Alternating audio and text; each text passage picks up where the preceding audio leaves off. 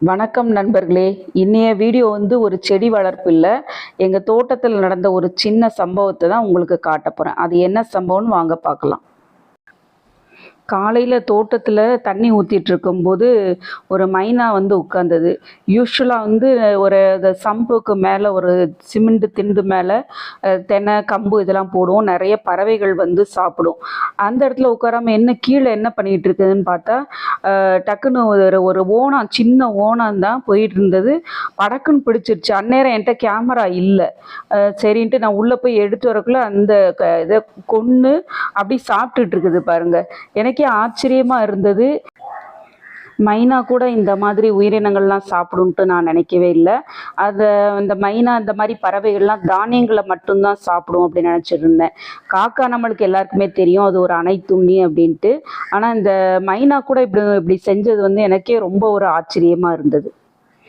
இந்த மாதிரி நிறைய பறவைகள் வரும். நல்லா கூட்டம் கூட்டமாக தான் வரும். நல்லா வித்தியாசமான பறவைகள்லாம் எங்கள் ஏரியாவில் நான் பார்த்துருக்கேன். ஆனால் இந்த தோட்டத்துக்குள்ளே வரும்போதுமே 4-5 சேர்ந்து தான் வரும்.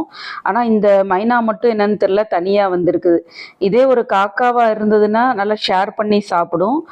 இந்த மைனான்றனால என்னமோ தெரில, அது சிங்கிளாக சாப்பிட்டுட்டு இருக்கு. ஆனால் இதை மேலேருந்து ஒரு காக்கா பார்த்துட்டே இருக்குது. அதை என்னால் ஷூட் பண்ண முடியல, கொஞ்சம் தள்ளி இருக்குது. மேலேருந்து பார்த்துட்டே இருக்குது.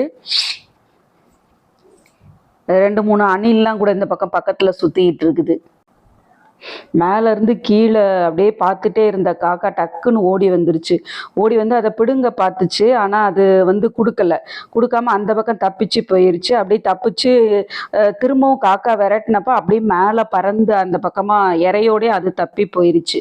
இதே காக்காவை இருந்ததுன்னா எல்லா காக்காவையும் கத்தி கூப்பிட்டு எல்லாருக்கும் ஷேர் பண்ணி சாப்பிட்ருந்துருக்கும். சரி நண்பர்களே, இந்த குட்டி வீடியோ உங்களுக்கு பிடிச்சிருந்ததுன்னா மறக்காமல் என்னோடய சேனலை சப்ஸ்கிரைப் பண்ணுங்கள், லைக் பண்ணுங்கள், ஷேர் பண்ணுங்கள், கமெண்ட் பண்ணுங்கள். மீண்டும் அடுத்த வீடியோவில் வேறொரு புதிய வகை செடியை பற்றிய பதிவுடன் உங்களை சந்திக்கிறேன். அதுவரைக்கும் பை நண்பர்களே.